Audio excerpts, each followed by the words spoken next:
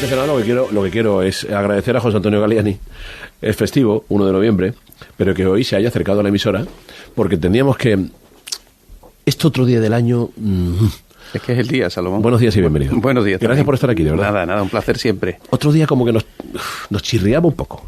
Entendemos que en tu casa, en tu centro, claro, sois muchos ahí y estáis para recibir a todas las personas. Entendemos que habrá gente que se acerque por este motivo que estamos comentando, ¿no? El dolor ante la muerte. ¿Sabes, Salomón, además, que cuando hablamos de duelo, nuestro pensamiento se va a la muerte? Pero el duelo en realidad es una pérdida. Todos los días tenemos un duelo. Tenemos un duelo por el día que hemos perdido anteriormente, tenemos un duelo por el vínculo afectivo que se nos va, tenemos un duelo por la pérdida de un trabajo. O sea, el duelo no solo forma parte de lo que es la pérdida de un ser querido, el duelo forma parte de la pérdida en general. Lo que pasa es que hoy lo que estamos hablando es el duelo por la pérdida de un ser querido. Sin embargo, Salomón, fíjate, ¿tú crees que se llora la muerte o se llora el vínculo por la persona que ha muerto? El vínculo, entiendo, ¿no? Claro. Porque la muerte no se llora, porque mientras que tú y yo estamos aquí, seguro que en algún lugar del mundo hay personas que van a morir. Pero que no conocemos. Pero que como no conocemos, pues vamos a seguir, pues tan tranquilamente charlando. Entonces, para empezar, decirle a nuestros oyentes que nuestro dolor no es por la muerte, es por el vínculo con la persona que se nos ha ido. Está claro. Lo que pasa es que luego, claro, cada persona es un mundo a la hora de encajar una situación así, ¿no? Claro, porque depende de muchas cuestiones, del vínculo que teníamos con esa persona, del tipo y de la forma en que la muerte se ha producido, del sentimiento probablemente de culpa que nos puede quedar por la muerte de esa persona. En fin, afloran toda una serie de circunstancias que en nuestra cotidianidad y en el día a día, en la relación con esas personas, pues seguramente no estaban así tan a flor de piel. Dicen que no es más grande quien más espacio ocupa, sino quien más vacío deja.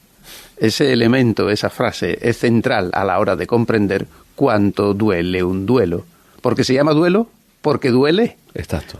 Justo por eso. Entonces, ¿cómo se gestiona esto, José Antonio? Bueno, pues en primer lugar pensar que cuando uno nace está firmando su sentencia de muerte. Y esto no me parece ninguna barbaridad. Es más, te diría que la existencia, Salomón, es un paréntesis en la inexistencia. El estado natural del ser humano es la inexistencia. Lo que pasa es que tenemos un pequeño paréntesis y existimos. Así que es importante que la aceptación sea el elemento central de trabajo para la elaboración de un duelo. Al fin y al cabo, las personas tienen que entender que cuando hablamos de duelo hablamos de proceso.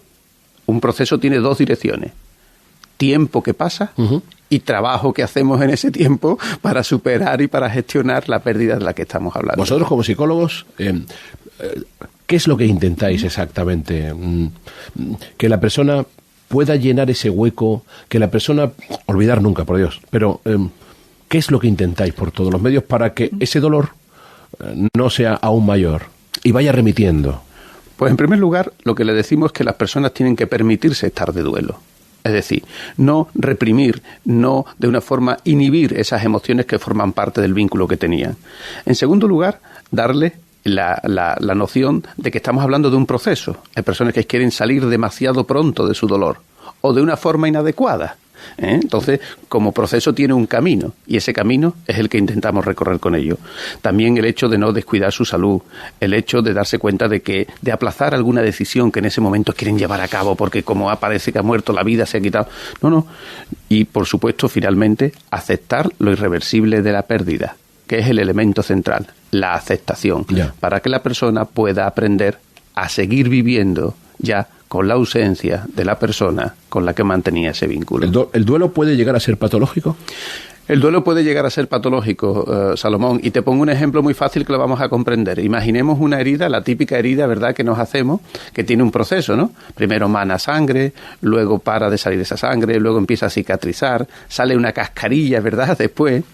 El duelo se hace patológico cuando esa cascarilla que empieza a generarse tras la cicatrización nos la quitamos todos los días. Es decir, rememoramos de una forma patológica, de una forma no aceptadora ese tipo de cuestiones, cuando nos regodeamos en nuestro sufrimiento.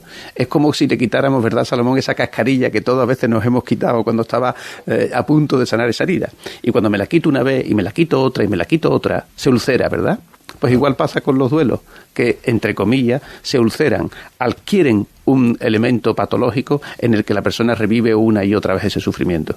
Sin embargo, también hay personas que este dolor, este duelo, lo que hace alimentar es su propia noción de malestar de la vida. Y lo cogen como un elemento central luego ya para poderlo mantener. Dan identidad. Le dan identidad. Ya. Sí, digamos que lo convierte como algo capital en su vida, ¿no? Exactamente. Lo tienen presente permanentemente. Hay personas que cogen de eso hasta un motivo de vida. El psicólogo nos tiene que ayudar a articular, entiendo, la pérdida. Claro, el psicólogo sobre todo lo que tiene que hacer es llevar a cabo un proceso de comprensión de la persona, de que la pérdida siempre comporta un aprendizaje, comporta un crecimiento, comporta el hecho de afrontar la vida. Muchas veces nos pensamos que la vida ya se acaba cuando se acaba el vínculo con la persona que teníamos al lado. Y lo que se acaba es la forma en cómo hemos vivido esa vida, pero no la vida. Por lo tanto, hay que reaprender a vivir con un vínculo distinto del que teníamos.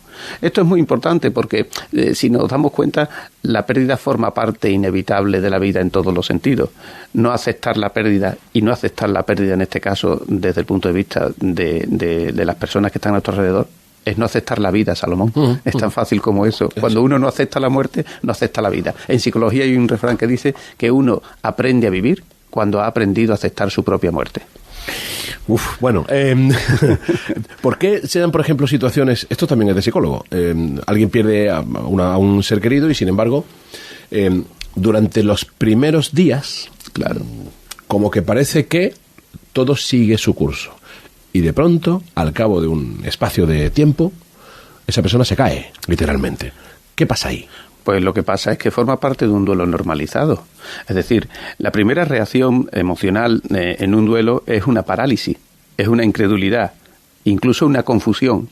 Es más, hasta una negación de esa circunstancia. Vale. En la siguiente fase entra la ira, la rabia, la furia, la desesperación, incluso con el motivo con el que causa. Si es una enfermedad, pues con las enfermedades. Si es un accidente, con las carreteras, con lo que fuere.